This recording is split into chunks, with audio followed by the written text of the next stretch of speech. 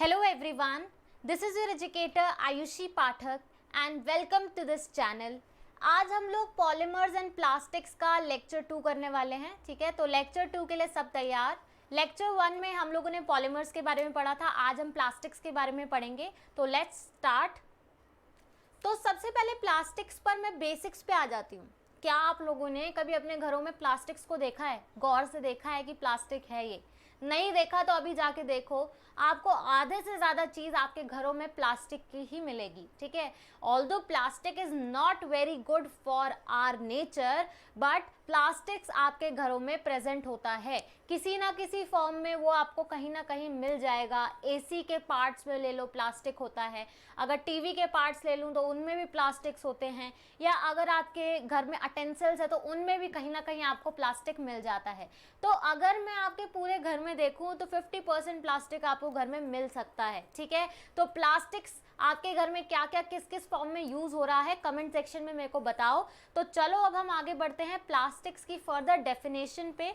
Plastics होते क्या हैं? प्लास्टिक्स बेसिकली बहुत ज़्यादा हाई मॉलिक्यूलर वेट, बहुत ज़्यादा वेट के होते हैं। इनका जो वेट है वो बहुत ज़्यादा है। क्यों है? क्योंकि ये देखो, बेसिकली मैंने क्या बताया था, पॉलीमर के बारे में बताया था, है ना।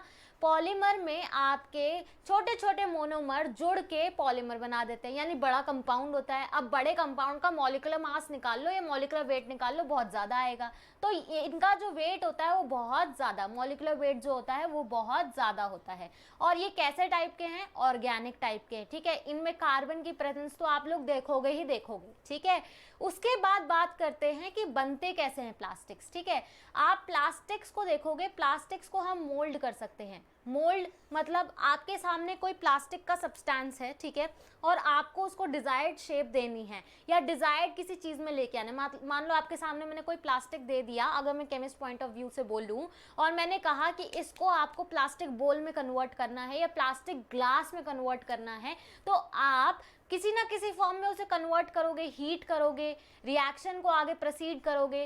रिएक्शन को प्रोसीड करने के लिए कैटलिस्ट डालोगे। कैटलिस्ट क्या होता है? कैटलिस्ट स्पीड जो होती है रिएक्शन की उसको फास्ट कर देता है। क्या करता है? स्पीड जो होती है रिएक्शन की उसको फास्ट कर देता है, रेट को बढ़ा देता है। ठीक है, तो कैटलिस्ट डाल के रिएक्शन को प्रोसीड करके प्लास्टिक्स को मोल्ड करके किसी डिजायर्ड शेप में लेके आना, यही डेफिनेशन है प्लास्टिक की कि प्लास्टिक क्या होता है। तो आप इसको नोट डाउन कर लो, क्योंकि नोट्स आर वेरी इंपॉर्टेंट। आप लोगों से नोट्स मत मांगो, अपने खुद के नोट्स बनाओ। जो मैं बोल रही हूँ उनको भी साथ में लिखो, तो आपका ये होता है, चांसेस ये होते हैं कि पेपर में अगर प्लास्टिक की डेफिनेशन आ गई तो आपने जो मेरी बातें सुनी होंगी ना, उनसे भी आपके पैराग्राफ बढ़ जाते हैं। ठीक है, अगर मैं यहाँ पे कैटलिस्ट के बारे में बता रही हूँ तो आप वहाँ कैटलिस्ट के बारे में लिख के आ सकते हो कि वो स्पीड को फास्ट कर देता है रिएक्शन की। आप प्लास्टिक को किसी भी चीज़ में मोल्ड कर सकते हो हीट करके, रिएक्शन में कैटलिस्ट डाल के। और प्लास्टिक भी एक टाइप का पॉलीमर ही है, ठीक है, इसलिए इनका वेट बहुत ज़्यादा होता है। तो आप लोग क्या कर सकते हो, इन सारी चीज़ों को कंबाइन करके काफ़ी अच्छी खासी डेफिनेशन लिख सकते हो। और नहीं लिख पा रहे हो तो ये वाली डेफिनेशन अच्छे से इसको लिख लो। ठीक है, तो आई होप प्लास्टिक समझ आ गया होगा कि क्या होता है। एग्जाम्पल इसके हैं पॉलीथीन, पॉलीप्रोपाइलीन। ठीक है, अब आगे बढ़ जाते हैं, हम कुछ बेसिक कॉन्स्टिट्यूएंट जानते हैं कि प्लास्टिक के अंदर ऐसी क्या क्या चीज़ें होती हैं जो प्लास्टिक बेसिकली आप बोलते हो कि हाँ ये प्लास्टिक है। ठीक है, तो प्लास्टिक में सबसे पहली चीज़ है बाइंडर्स। किसी चीज़ को होल्ड या बाइंड करने वाली चीज़ बाइंडर कहलाती है। तो यहाँ पे ऑर्गेनिक कंपाउंड्स या कोई भी कंपाउंड बोल लो, वो एक दूसरे, यहाँ पे जो वो ऑर्गेनिक कंपाउंड्स है वो इस तरह से यूज होते हैं कि जो होल्ड करते हैं प्लास्टिक को या बाइंड करके रखते हैं। ठीक है, तो ऐसे ऑर्गेनिक कंपाउंड्स कौन से हैं? Cellulose, asters. ठीक है, तो ऐसे ऑर्गेनिक कंपाउंड्स कौन से हैं जो किसी प्लास्टिक को होल्ड या बाइंड करके रखते हैं, मॉलिक्यूल को बाइंड करके रखते हैं? वो हैं सेल्यूलोज, एस्टर्स। देन आते हैं हम फिलर्स पे। फिलर्स क्या करते हैं? प्लास्टिक्स को स्ट्रेंथन करते हैं। प्लास्टिक की जो प्रॉपर्टीज होती हैं, प्लास्टिक्स की जो प्रॉपर्टीज होती हैं उनको स्ट्रेंथन करते हैं, उनको मजबूत करते हैं। क्या करते हैं? मजबूत करते हैं, स्ट्रेंथन करते हैं। तो ये फिलर्स होते हैं। फिलर्स बेसिकली आप लोगों को जैसे अगर मैं देखूँ तो सेल्यूलोज, सेलुलोज के मटेरियल्स देख लो, जैसे कि वुड पल्प हो गया, कॉटन फाइबर्स हो गए, कॉर्न हस्क हो गए, ये सारे आपके प्लास्टिक्स की प्रॉपर्टीज को क्या करते हैं, मजबूत करते हैं, स्ट्रेंथन करते हैं। फिलर्स इसीलिए डाले जाते हैं जिससे प्लास्टिक की जो स्ट्रेंथ है वो बढ़ जाए, प्लास्टिक की जो क्षमता है वो बढ़ जाए, स्ट्रेंथ जो है, हार्डनेस जो है वो बढ़ जाए, ठीक है, या आप स्ट्रेंथ ही बोलो, हार्डनेस मत बोलो, ठीक है। फिर आते हैं हम प्लास्टिसाइजर्स पे। तो प्लास्टिसाइजर्स किस लिए यूज होते हैं, तो देखो बेसिकली आपके जो प्लास्टिक्स होते हैं, प्लास्टिक्स जो होते हैं वो जनरली सॉफ्ट होते हैं, क्या होते हैं, सॉफ्ट होते हैं, ठीक है। अब मैं इसको हीट कर रही हूँ तो वो सॉफ्ट ही रहते हैं, हार्ड नहीं हो रहे, ठीक है, सॉफ्ट ही है, वो हीट किया मैंने तब भी सॉफ्ट है।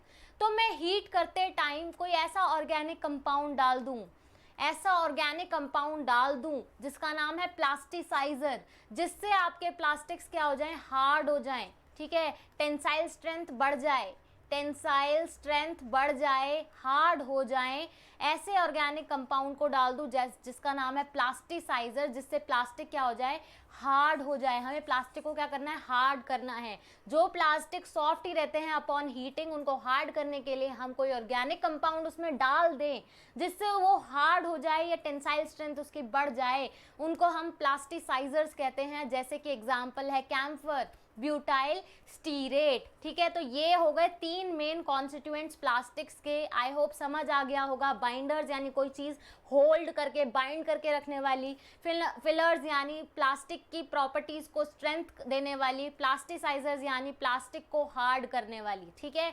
तो नेक्स्ट बढ़ जाते हैं हम लोग, dyes and other pigments. Plastic को कलर देने के लिए, प्लास्टिक को कलर देने के लिए हम लोग डाइज और पिगमेंट्स का इस्तेमाल करते हैं, ठीक है। तो डाइज और पिगमेंट्स का इस्तेमाल होता है प्लास्टिक को कलर देने के लिए। देन आते हैं हम कैटलिस्ट। कैटलिस्ट की नेचर और क्वांटिटी पे डिपेंड करता है कि जो आपका बेसिकली रिएक्शन है वो फास्ट होगा कि नहीं होगा, ठीक है। आपकी जो पॉलीमराइजेशन है या कंडेंसेशन है, पॉलीमराइजेशन कंडेंसेशन बता चुकी हूँ मैं लेक्चर्स में, जाके देख लेना। तो पॉलीमराइजेशन और जो कंडेंसेशन की जो स्पीड है, रेट है, वो कैटलिस्ट की नेचर और क्वांटिटी पर डिपेंड करती है कि उसका नेचर कैसा है और उसकी क्वांटिटी कैसी है। तो कैटलिस्ट का बहुत इंपॉर्टेंट रोल है, क्योंकि ये किसी रिएक्शन को क्या करा रहा है, फास्ट करा रहा है। क्या करा रहा है, फास्ट करा रहा है। अब एग्जाम्पल कैसे हो गए, जिंक क्लोराइड, कैल्शियम ऑक्साइड। तो ये 2 एग्जाम्पल लिख लो, काफ़ी हैं, बहुत ज़्यादा काफ़ी हैं। देन आ जाते हैं हम लुब्रिकेंट्स पे। लुब्रिकेंट्स यानी किसी चीज़ को मोल्ड करने वाला। अब मान लो आपकी जो साइकिल की चेन होती है वो चल नहीं रही है ना, तो क्या करते हो, ग्रीसिंग करते हो, लुब्रिकेंट्स डालते हो, ऑयलिंग करते हो, है ना, तो जिससे वो आराम से चलने लगती है। तो ऐसे ही प्लास्टिक को भी मोल्ड करने के लिए, प्लास्टिक कई चीज़ों में हार्ड हो जाता है, ठीक है। तो अब जब वो हार्ड हो गया तो उसको मोल्ड करने के लिए आपको क्या ज़रूरत पड़ेगी, लुब्रिकेंट डालने की ज़रूरत पड़ेगी जिससे वो मोल्ड हो जाए। तो लुब्रिकेंट का मतलब आप सबसे अच्छे से जानते हो, ऑयलिंग हो गया, ग्रीजिंग हो गया, वही प्लास्टिक्स में डाला जाता है जिससे प्लास्टिक क्या हो जाए, सॉफ्ट हो जाए और वो आप किसी भी चीज़ में उसको बना सको, मोल्ड कर सको, किसी भी डिज़ायर्ड शेप में आप उसको ला सको, किसी भी शेप में उसे आप बना सको। एग्जाम्पल क्या है, stearates, oleates, many soaps. These are the example of main constituent of plastics। ये constituent क्या क्या होते हैं, ये 6 constituent आप लोगों ने बहुत अच्छे से इनको लर्न कर लो, क्योंकि ये आ सकते हैं पेपर में। नेक्स्ट बढ़ जाते हैं हम लोग आगे, टाइप्स ऑफ प्लास्टिक्स। प्लास्टिक्स के 2 टाइप होते हैं, ठीक है। तो पहला हम बेसिस और सोर्स ऑफ अवेलेबिलिटी, आपके नेचर में, या आप मान लो कि आपके सामने अभी क्या क्या चीज़ें अवेलेबल हैं। टाइप्स ऑफ प्लास्टिक्स में on the basis of source of availability, यानी आपके पास जो सोर्स प्रेजेंट है वो कौन कौन से हैं। तो पहला सोर्स आपके सामने है नेचुरल प्लास्टिक का और दूसरा सोर्स है सिंथेटिक प्लास्टिक का। नेचुरल प्लास्टिक्स जो कि आपको नेचुरली नेचर में मिल गए, जो नेचर ने प्रोवाइड कर दिए, आपको कहीं घूमने की ज़रूरत नहीं पड़ी, नेचर ने प्रोवाइड कर दिए, ये है नेचुरल प्लास्टिक। तो एग्जाम्पल क्या क्या हैं, amber and Rojan from trees. आप क्या कर सकते हो, एम्बर और रोजन की जो पिक्चर्स हैं वो नेट से एक बार देखना, आपको आश्चर्य होगा कि ये नेचुरल प्लास्टिक्स हैं और जो नेचर में आपको अपने आप मिल जाते हैं। क्या मिल जाते हैं, अपने आप मिल जाते हैं, ठीक है। नेक्स्ट आगे बढ़ते हैं हम सिंथेटिक प्लास्टिक्स में। सिंथेटिक प्लास्टिक्स को हम कहते हैं मैन मेड प्लास्टिक, जो हमारे द्वारा बनाए गए हैं, जो हमने बनाए हैं, ठीक है। नेचर में ये नहीं मिले थे, हमने बनाए हैं, तभी तो हम हार्म कर रहे हैं। जो चीज़ें मैन मेड होती हैं ना, वो अक्सर नेचर को हार्म कर देती हैं। नेचर कभी भी अपने आप को हार्म करने की कोशिश नहीं करता, हम करते हैं, ठीक है। तो मैन मेड प्लास्टिक्स भी कहते हैं सिंथेटिक प्लास्टिक्स को। और सिंथेटिक प्लास्टिक्स में आपका पॉलीथीन सबसे बड़ा खतरनाक, हार्मफुल हमारे नेचर के लिए, ठीक है। तो ये हो गया पॉलीस्टाइरीन और पॉलीथीन, इसके एग्जाम्पल। सिंथेटिक प्लास्टिक कौन से, जो हमारे द्वारा बनाए गए हैं। नेचुरल प्लास्टिक्स वो जो नेचर के द्वारा बनाए गए हैं। तो सोर्स ऑफ अवेलेबिलिटी का मतलब ये कि जो सोर्सेज आपके पास अवेलेबल हैं, उससे आपने प्लास्टिक्स कहाँ कहाँ से ऑब्टेन किए हैं। अब आगे बढ़ जाते हैं। अब एप्लीकेशन के बेसिस पे कि आपने जो एप्लीकेशन यानी आपने जो अप्लाई करना है, उसके बेसिस पे किस तरह से प्लास्टिक्स का डिवीजन है। पहला है थर्मोसेटिंग और दूसरा है थर्मोप्लास्टिक्स, ठीक है। Thermosetting plastics and thermoplastics. Thermosetting plastics एक तरह के रेजिन्स होते हैं, ठीक है। ये बेसिकली क्या होते हैं, बहुत ज़्यादा हार्ड, रिजिड होते हैं। क्या होते हैं, रिजिड होते हैं। और ये हायर टेम्परेचर पे होते हैं। बेसिकली ये रेजिस्टेंट होते हैं हायर टेम्परेचर से, sorry, I am so sorry, higher temperature से रेजिस्टेंस, यानी आप जितना भी इसमें टेम्परेचर दे दो उससे ये बच जाते हैं। तो बेसिकली होता क्या है, इनको हीट किया जाता है। इनको हीट किया, मैंने सॉफ्ट बनाया, और फिर मैंने और हीट किया।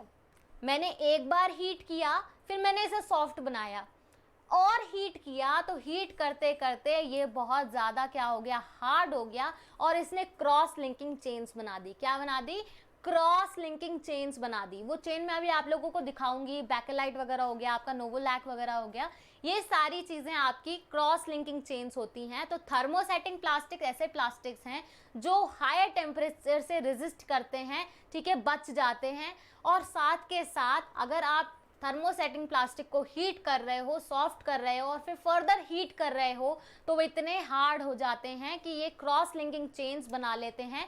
और किसके द्वारा जुड़ते हैं, कोवेलेंट बॉन्ड के द्वारा जुड़ जाते हैं। कोवेलेंट बॉन्ड इनमें इतना स्ट्रांग होता है कि फिर ये टूटने से ना टूटे, ठीक है। इतना स्ट्रांग होता है कि फिर ये टूटने से ना टूटे, ठीक है।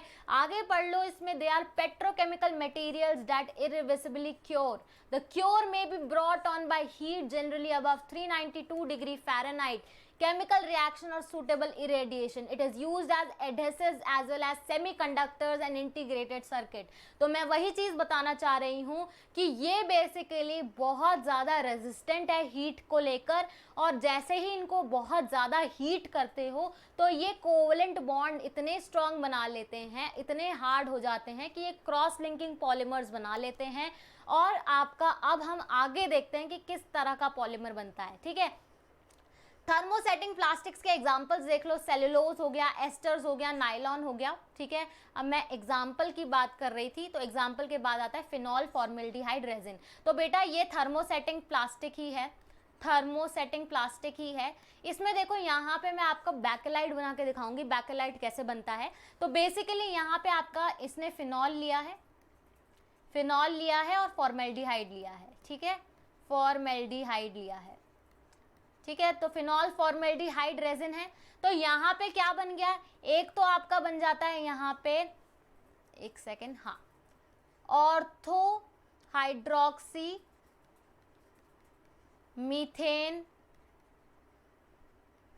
फिनॉल, ठीक है, ऑर्थो हाइड्रोक्सी मीथेन फिनॉल, ठीक है। तो यहाँ पे एक चीज देखो, यहाँ पे थोड़ा सा रॉन्ग जा रहा है, ये इसको हटा देती हूँ मैं, ठीक है। ऑर्थो हाइड्रोक्सी मीथेन फिनॉल और दूसरा है पैरा हाइड्रोक्सी मीथेन फिनॉल, ठीक है। तो ये आपके दो बन जाते हैं upon polymerisation. Phenol formaldehyde resin के दौरान आपका बेस या एसिड यूज हो सकता है, ठीक है। तो यहाँ पे तो हमने एल्कली का यूज किया है, आप कुछ भी यूज कर सकते हो, बेस का भी यूज कर सकते हो और एसिड का भी यूज कर सकते हो। और जब ये पॉलीमराइजेशन हुआ तो आपके दो प्रोडक्ट्स आ रहे हैं आपके सामने, ortho hydroxy methane phenol and para hydroxy. ये वाली पोजीशन ऑर्थो होती है, ये वाली पोजीशन पैरा होती है। तो उस हिसाब से आप लोगों का फिनॉल फॉर्मेल्डिहाइड रेजिन बन जाता है। अब आगे बढ़ते हैं कि बेसिकली ये जो फिनॉल बन रहा है, फिनॉल फॉर्मेल्डिहाइड रेजिन बन रहा है, ठीक है। तो इसमें एक बार मैं ले लेती हूँ OH CH2OH, ठीक है। मैं इसका पॉलीमराइजेशन कराऊंगी और हीट करूंगी इसे बहुत ज़्यादा, ठीक है। तो मैं यहाँ पे आपको सामने पॉलीमराइजेशन करके नोवोलैक बनवाने वाली हूँ। क्या बनवाने वाली हूँ? नोवोलैक, ठीक है। ये बन गया आपका CH2 CH2, ठीक है। तो ये आपका नोवोलैक बन जाएगा, ठीक है, नोवोलैक। ये भी एक तरह का पॉलीमर है, ठीक है, जो मोनोमर से बना है। नेक्स्ट एक बैकेलाइट बना के भी आप लोगों को दिखा देती हूँ। ये रिएक्शंस बेटा आ जाती हैं, ठीक है। इन रिएक्शंस को आपको लर्न करना ही पड़ेगा, ठीक है। तो कुछ ऐसा ज़्यादा नहीं है। यहाँ पे आपके सामने ऑर्थो पोजीशन पे मैंने वही ऑर्थो हाइड्रोक्सी मिथाइल फिनॉल लिया था, ठीक है, और उसका पॉलीमराइजेशन करा दिया। 2 बार बना दो इस चीज़ को, आपका नोवोलैक बन जाएगा, ठीक है। नेक्स्ट हम बढ़ते हैं यहाँ पे कि अगर मैं ortho hydroxy CH2OH ortho hydroxy methane phenol ले लूँ प्लस, और N नंबर ले लो, N नंबर बहुत सारे ले लिए, ठीक है, क्योंकि हमने तो पॉलीमराइजेशन कराना है। पॉलीमराइजेशन कराने के लिए हमें तो दोनों चीज़ें बहुत ज़्यादा टर्म्स में चाहिए होंगी, मोनोमर्स मिला के ही तो आपका पॉलीमर बनेगा। तो बेटा यहाँ पे आपका क्रॉस लिंक्ड पॉलीमर बन जाएगा, वो इस तरह से बनेगा, देख लो थोड़ा सा, OH CH2 ओके, यहाँ पे OH, फिर यहाँ पे CH2, फिर 1 सेकेंड, यहाँ पे हमारे पास जगह नहीं बची है, तो एक बार फिर से बनाने की कोशिश करते हैं, ठीक है। तो ये चीज़ आप लिख लो कि ये किस तरह से बना। मैं बैकलाइट आप लोगों को बना के दिखा देती हूँ, ठीक है, पूरा इरेज कर देती हूँ। ये चीज़ लिख लो, इसके बाद जो रिएक्शन आगे प्रोसीड होगी वो मैं आप लोगों को बना के दिखाऊंगी। इसके लिए मुझे जगह चाहिए, तो ये मैं रब कर रही हूँ पूरा, ठीक है। आप लोग देख लेना इस चीज़ को। ये देखो, OH CH2, ये फिनॉल बन रहा है, ठीक है। उसके बाद फिर CH2 लग रहा है, फिर फिनॉल बन रहा है, और फिर CH2 लग रहा है, ठीक है। तो आप लोगों ने ये चीज़ तो करनी ही करनी है, ओके। ये हो गया CH2। अब यहाँ से CH2 जोड़ो, फिर आपका यहाँ पे लगाओ और यहाँ पे बनाओ आप, यहाँ पे फिनॉल, ठीक है। ये CH2 हो गया, फिर जोड़ते हैं CH2 को, फिर आप लोगों का यहाँ पे फिनॉल, ठीक है, फिर फिनॉल बनाया, यहाँ पे आपका CH2, और ये CH2 OH, और यहाँ ये CH2, और इस तरह से आपका ये क्या बन गया? बैकेलाइट बन गया। क्या बन गया? बैकेलाइट बन गया, ठीक है। बैकेलाइट आपका कहाँ कहाँ यूज होता है? एयरक्राफ्ट्स हो गए, शिप्स हो गए, इनमें बैकेलाइट्स आप लोगों का बहुत ज़्यादा यूज़ होता है, ठीक है। तो इसलिए ये बड़ा था। अब देखो यहाँ पे कोई ज़्यादा मुश्किल नहीं है, रिपीटेशन में आप लोगों ने इस पूरे डायग्राम को बनाना है, और डरना नहीं है डायग्राम से। इतने बड़े बड़े डायग्राम देख के डरना नहीं है। मैं फिर से बता देती हूँ, पॉलीमराइजेशन ही किया है आपका। मैंने सबसे पहले जो रिएक्शन दिखाई थी जिसमें आपका फिनोल प्लस फॉर्मेल्डिहाइड रेजिन बनाया था, जिसमें ऑर्थो हाइड्रोक्सी मीथेन फिनॉल बना था और पैरा हाइड्रोक्सी मीथेन फिनॉल बना था। अब जब मैंने इनका पॉलीमराइजेशन किया तो मैंने कहते हैं आपको नोवोलैक भी बना के दिखा दिया, और मैंने साथ साथ आप लोगों को बैकेलाइट भी बना के दिखा दिया, ठीक है।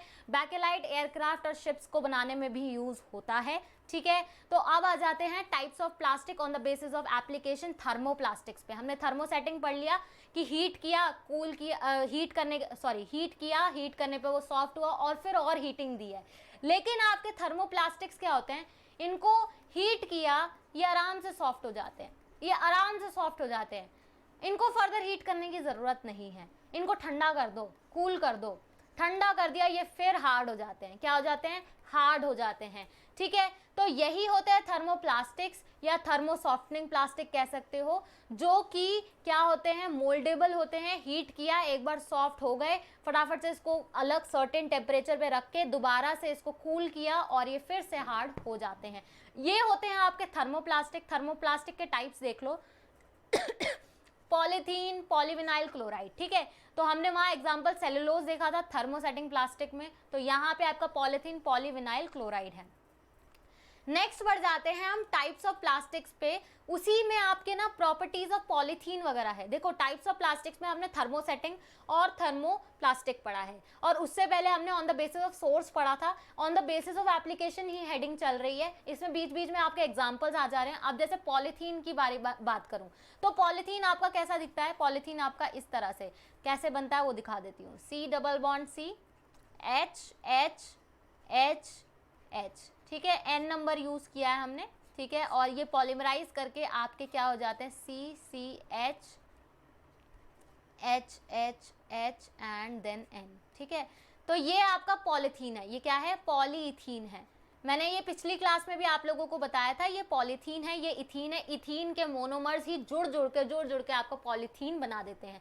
कैसे होते हैं ये? व्हाइट कलर के होते हैं, बहुत हार्ड होते हैं, वैक्सी से होते हैं। वैक्सी यानी जैसे आप कैंडल ले लो, कैंडल की वैक्स निकलती है, वैक्सी टाइप के होते हैं। ट्रांसलूसेंट, ट्रांसलूसेंट यानी हल्का हल्का ब्लरीनेस। ट्रांसपेरेंट होता है बिल्कुल आर पार दिख जाने वाला। ओपेक होता है जो बिल्कुल ना देखने दे, जैसे मेरा हाथ मेरे को आर पार देखने नहीं दे रहा। ट्रांसलूसेंट यानी हल्का हल्का देखने को मिले, ब्लरीनेस हो, बहुत ज्यादा धुंधला धुंधला दिखे, ठीक है, तो ट्रांसलूसेंट होता है ये। नॉन पोलर है ये, और ये क्या है? स्ट्रॉन्ग रेजिस्टेंट है एसिड एल्कली सॉल्ट सोल्यूशन से रूम टेम्परेचर। बहुत ज्यादा रेजिस्टेंस, बहुत ज्यादा रुकाव दिखाता है strong acid alkali salt solution से। ये इंसुलेटर है, बैड कंडक्टर है इलेक्ट्रिसिटी का, बैड कंडक्टर है, इलेक्ट्रिसिटी कंडक्ट नहीं होती। इंसुलेटर्स हैं, इंसुलेटर यानी इसमें चार्ज फ्लो नहीं करते, चार्ज फ्लो नहीं करते, तो obviously bad conductor of electricity. ये क्रिस्टलाइज हो जाता है, क्रिस्टलाइज यानी क्रिस्टल फॉर्मेशन, ठीक है, इसमें बहुत आसानी से हो जाता है।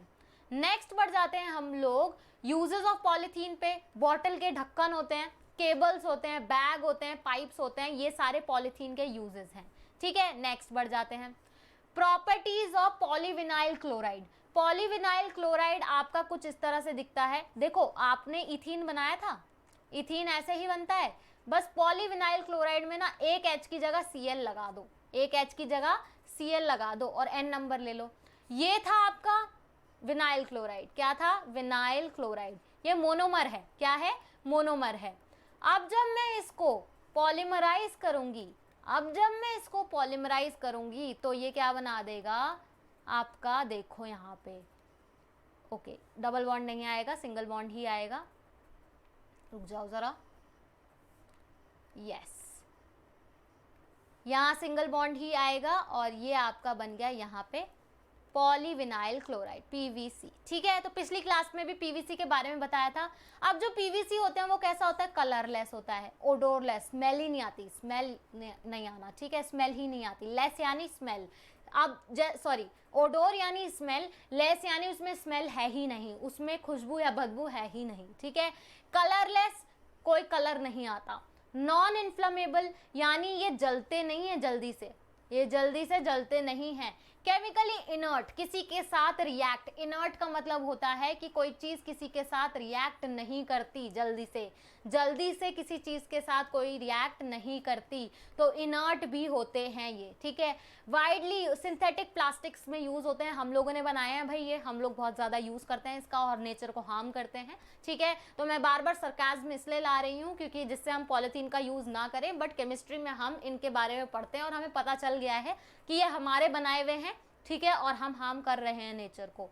नेक्स्ट बढ़ते हैं आगे बच्चों, यूजेस ऑफ पॉलीथीन, नहीं पीवीसी, यहाँ पीवीसी लिख लो, पीवीसी लिख लो, ठीक है। शीट्स में यूज होते हैं, लाइट फिटिंग्स में यूज होते हैं, सेफ्टी हेलमेट्स में। पॉलीविनाइल क्लोराइड के यूजेस देख लो, sheets, light fitting, safety helmets में भी यूज होता है, ठीक है, पीवीसी। तो ये हो गए यूजेस। नेक्स्ट बच्चों बढ़ जाते हैं हम लोग टेफ्लॉन पे। टेफ्लॉन के बारे में हम लोगों ने पिछले लेक्चर में भी पढ़ा था, तो टेफ्लॉन को देख लो, टेफ्लॉन कैसा दिखता है। टेफ्लॉन में बेटा H की जगह सारी जगह F लगा दो, CF2 होता है, ठीक है। तो इसमें कोई डरने वाली बात नहीं है कि मैम आप इतने बड़े बड़े स्ट्रक्चर कैसे याद कर लेते हो, तो आप लोगों ने, ये कोई बड़ा स्ट्रक्चर नहीं है, बस एक में H थे, एल्कीन था, इथाइलिन था, एक में H हटा दिया, क्लोरीन लगा दिया, तो विनाइल क्लोराइड हो गया। एंड फिर आप लोगों ने क्या किया, आपने सारे H हटा दिए, फ्लोरीन लगा दिया, तो ये टेफ्लॉन बन जाएगा। अभी देखो कैसे बनेगा, ये बना दिया मैंने टेफ्लॉन। क्या बना दिया? टेफ्लॉन। इसको लिख लो टेफ्लॉन। अब टेफ्लॉन के यूजेस भी देख लो। टेफ्लॉन बहुत ज़्यादा हार्ड है, बहुत ज़्यादा टफ है, और ये इलेक्ट्रिसिटी का अच्छा कंडक्टर तो बिल्कुल भी नहीं है, बिल्कुल भी नहीं है, बैड कंडक्टर ऑफ इलेक्ट्रिसिटी है। ठीक है, तो ये हो गए आपके एप्लीकेशंस भी जिनमें हम लोगों ने थर्मोसेटिंग और थर्मोप्लास्टिक्स के बारे में पढ़ लिया। थर्मोसेटिंग में हम लोग ऑलरेडी पढ़ चुके हैं, ठीक है, कि कहते हैं आप लोगों के क्या होते हैं, वो उनको हार्ड किया जाता है। ठीक है, पहले तो उन्हें सॉफ्ट किया जाता है और उसके बाद फिर फर्दर हीटिंग पे उनको हार्ड किया जाता है ना। उसमें हमने बैकेलाइट पढ़ लिया, उसमें हमने नोवोलैक पढ़ लिया। थर्मोप्लास्टिक्स में हम लोगों ने क्या क्या पढ़े, पीवीसी पढ़ लिया हमने, इथाइलिन पढ़ लिया और साथ साथ हमने टेफ्लॉन पढ़ लिया। तो ये एग्जांपल्स हैं, इनको अच्छे से लर्न कर लेना, कोई बड़ी बात नहीं है, नोट्स बनाओ, आराम से याद करो, सब बढ़िया होगा। नेक्स्ट आगे बढ़ते हैं हम लोग on the basis of application. Plastics में sorry on the basis of application मैं बार बार बोल देती हूँ, कोई बात नहीं, क्योंकि हेडिंग ही हमारी वही चलती आ रही है, उसी के बेसिस पे चलते आ रहे हैं हम। यहाँ पे फिर से मैंने पॉलीथीन लिख दिया, कोई बात नहीं, यहाँ पे टेफ्लॉन लिख लेते हैं। ठीक है, टेफ्लॉन लिख लो, टेफ्लॉन लिख लो। ठीक है, तो यूजेस ऑफ टेफ्लॉन में आपका जो आपके नॉन स्टिक कुकिंग पैन्स होते हैं ना, उसमें टेफ्लॉन यूज होता है। ये मैंने आप लोगों को पिछली क्लास में भी बताया था।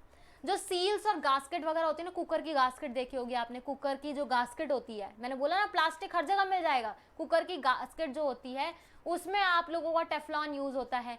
सील्स वगैरह होती हैं उनमें आपका क्या यूज होता है, टेफ्लॉन यूज होता है। आपका जो कुकिंग सरफेस है जिसमें आपका वो नॉन स्टिक है तवा, नॉन स्टिक तवा बोलते हैं ना, उसमें भी टेफ्लॉन का यूज है। तो 50 चीजें घर में ढूंढोगे, 50 चीजें ही मिल जाएंगी प्लास्टिक आपके घरों में। ठीक है, तो मुझे बताने आपने कुछ एग्जाम्पल्स कमेंट सेक्शन में।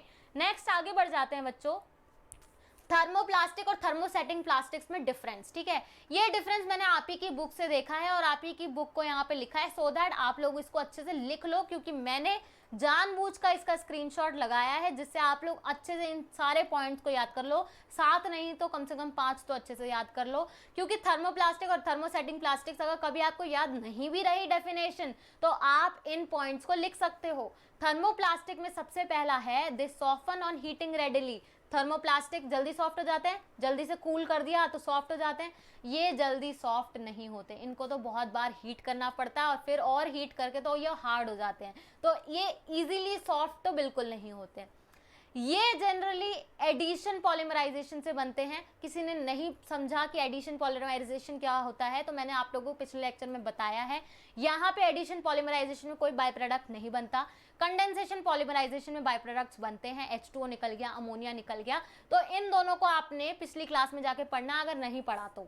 ठीक है, ये यूजुअली थर्मोप्लास्टिक जो होते हैं वो सॉफ्ट होते हैं, वीक होते हैं, ब्रिटल होते हैं, क्योंकि इजीली सॉफ्ट बोला ना, जल्दी सॉफ्ट हो जा रहा है तो सॉफ्ट वीक। ये क्या होते हैं, हार्ड होते हैं, स्ट्रांग होते हैं और बहुत ज्यादा ब्रिटल भी होते हैं। ठीक है, they are generally soluble in, अच्छा ब्रिटल क्या होता है, जल्दी टूटना, टूटना जल्दी टूट जाना, तो ये कम टूटते हैं, ये जल्दी टूट जाते हैं। They are generally soluble in organic solvents, organic solvents जैसे बेंजीन हो गया, इसमें जल्दी से क्या हो जाते हैं, घुल जाते हैं। सॉल्युबल यानी घुल जाना, ये घुलते नहीं है, ये आसानी से ऑर्गेनिक सॉल्वेंट्स में नहीं घुलते। ये क्या है, लॉन्ग चेन लीनियर मैक्रोमोलिक्यूल्स है, लंबी लंबी चेन है इनकी मैक्रोमोलिक्यूल्स की। ये क्या है, 3 डायमेंशनल नेटवर्क। अभी आप लोगों को क्या दिखाया था मैंने, बैकेलाइट दिखाया था। Bakelite 3 dimensional cross linking polymer बना लेता है। तो यहाँ पे ये लॉन्ग चेन, लंबी लंबी चेनें बना लेते हैं, यहाँ पे ये 3D स्ट्रक्चर बना देता है। ठीक है, तो बैकेलाइट इसका बहुत अच्छा एग्जाम्पल है थर्मोसेटिंग प्लास्टिक का, तो इसको लिख लेना। फिर आ जाते हैं कि इनको हम बार बार बना सकते हैं, इनको हम बार बार नहीं बना सकते। एग्जाम्पल देख लो, पॉलीथीन, पीवीसी, टेफ्लॉन, ये तीनों पढ़ाए हैं अभी। ठीक है, तो अच्छे से याद कर लेना।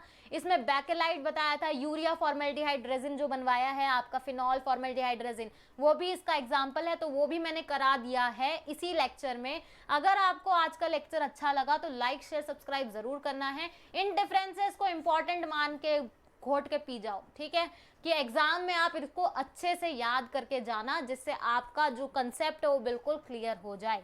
ठीक है, so this is all about today. Thank you so much बच्चा पाड़ी।